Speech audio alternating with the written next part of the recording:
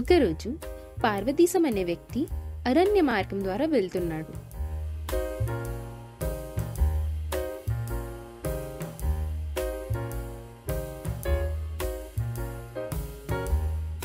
ఆ అరణ్యం చాలా పెద్దగా ఉండటం వల్ల అతను నడిచి నడిచి అలసిపోతాడు.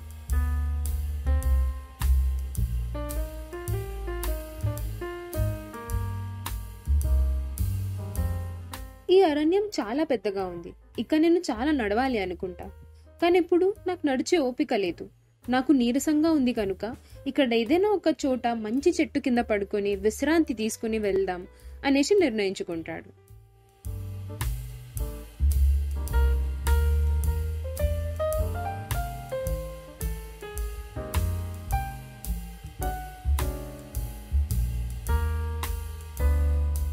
పార్వతీశం అక్కడ ఒక మంచి చెట్టు కోసం వెతుకుతాడు.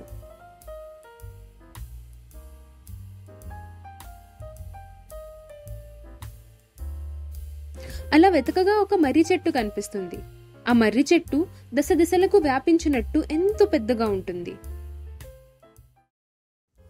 పార్వతీశం ఆ మర్రి చెట్టు దగ్గరికి వెళ్తాడు.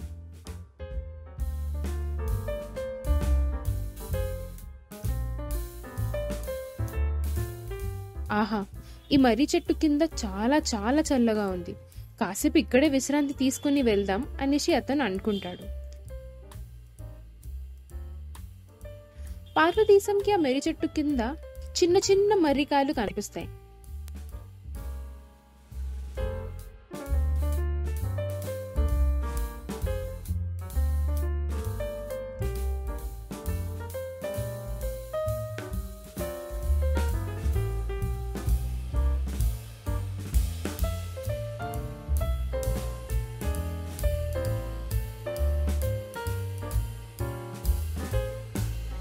అక్కడే కొంచెం దూరంలో ఒక గుమ్మడి తీగ అల్లుకొని ఉంటుంది.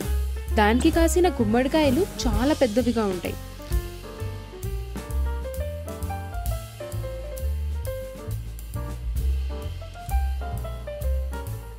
పార్వతీశం ఆ గుమ్మడి తీగను చూసి నవ్వుతాడు. భగవంతుడికి ఆలోచన జ్ఞానం చాలా తక్కువగానే ఉన్నట్టుంది. ఇంత పెద్ద మర్రి చెట్టుకి ఇంత చిన్న కాయలు, అంత సన్నగా ఉండే తీగకు పెద్ద పెద్ద గుమ్మడికాయలు సృష్టించాడు అని అనుకుంటూ పార్వతీశం నిద్రపోయాడు.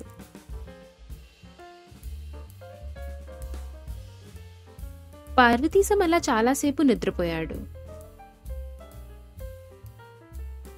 అతను నిద్రలేసి చూసేటప్పటికి అతని మీద చిన్న చిన్న మర్రికాయలు పడి ఉన్నాయి.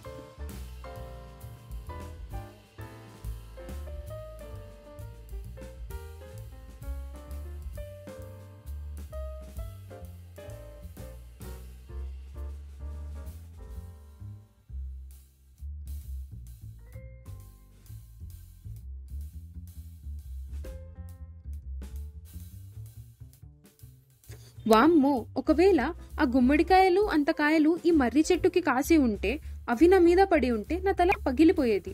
నేను కూడా చచ్చిపోయేవాడిని. అందుకేనేమో భగవంతుడు ఎంతో దూరదృష్టి కలవాడు, ఇంకెంతో తెలివైన వాడు కూడా అని అనుకుంటాడు.